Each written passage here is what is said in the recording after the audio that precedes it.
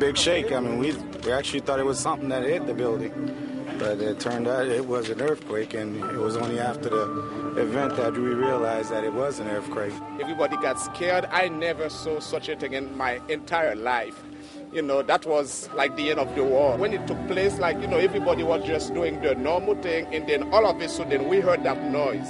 I mean, myself, first of all, I thought it was like a plane, you know, landing, and then all of a sudden everything was just falling apart, you know, all over the place. You know, people was crying, and, you know, the roof, like the ceiling was falling, and there was no place to hide. Everybody was shocking, like thinking that we were going to die, because the building, the airport was like collapsing with us.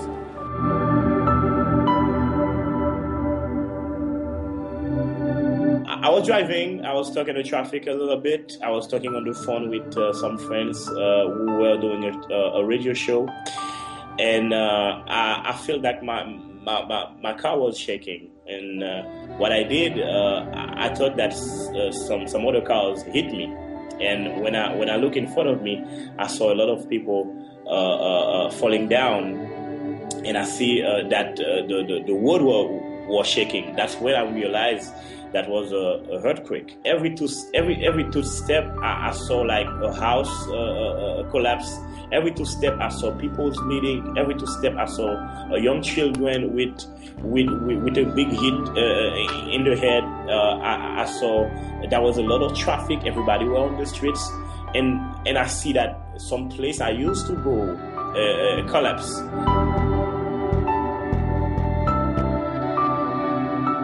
I was driving back home, so I was driving from the north part of the country back into Port-au-Prince when the earthquake struck, and I had to drive through Croix-de-Bouquet, the town where we live, before I could get home. So I was able to see quite a bit of damage firsthand.